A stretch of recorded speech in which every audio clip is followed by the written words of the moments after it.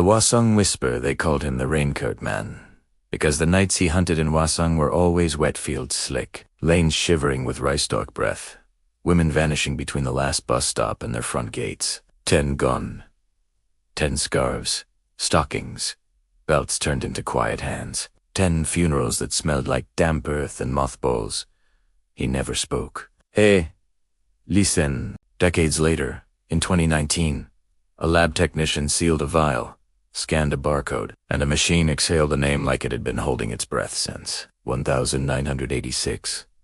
A man already serving time for another crime. He smiled for the cameras without his face, learning how. I did it, he said, almost relieved, like confession could unspool the nights. People slept easier, until the tests started failing. Mothers in Hwaseong began hearing radios click on by themselves at 2 a.m., tuned to dead stations where the static knew their daughters' names.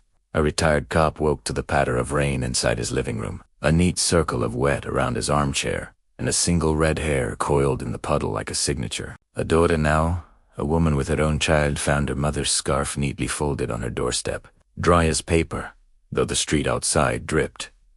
Copycats, they said. Pranks. Grief. But the twist wasn't a person.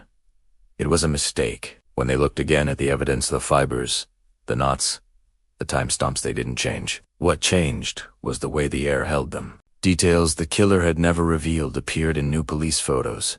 Water blistering paint at the exact height of a woman's last breath. Teeth marks in a window latch facing the wrong direction. Footprints that stopped at the curb and resumed on the other side like someone stepped carefully over the years. A museum opened an exhibit about the case. Glass boxes held umbrellas, cassette players, rain-darkened maps.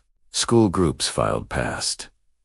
One docent told the class, "Science solved it," and smiled too brightly. In the final case, the label read, "Unknown." Visitors leaned in. Inside the case, nothing, just a velvet backing and a little brass plaque. Recovered 1987. Misplaced 1991. Identified 2019. The empty case fogged from the inside. That night, the docent took the last subway home. No rain. Clear sky. On the platform, the sound arrived before the wind. A plastic raincoat rustling with no body inside it. Pacing. Turning. Waiting. The security camera caught her glancing left, then right, then pressing her hands to her ears like the static hit teeth. She imagined it, sighed their boss, when they found the footage. They watched again, slower. On the far wall, the transit map's glass reflected the platformed figure standing together where there had been one. The second shape wore the past, like a coat, grainy, colorless, perfectly still. When the train pulled in, the reflection stayed behind. The killers of Hwaseong were always singular in the headlines. 10, one by one.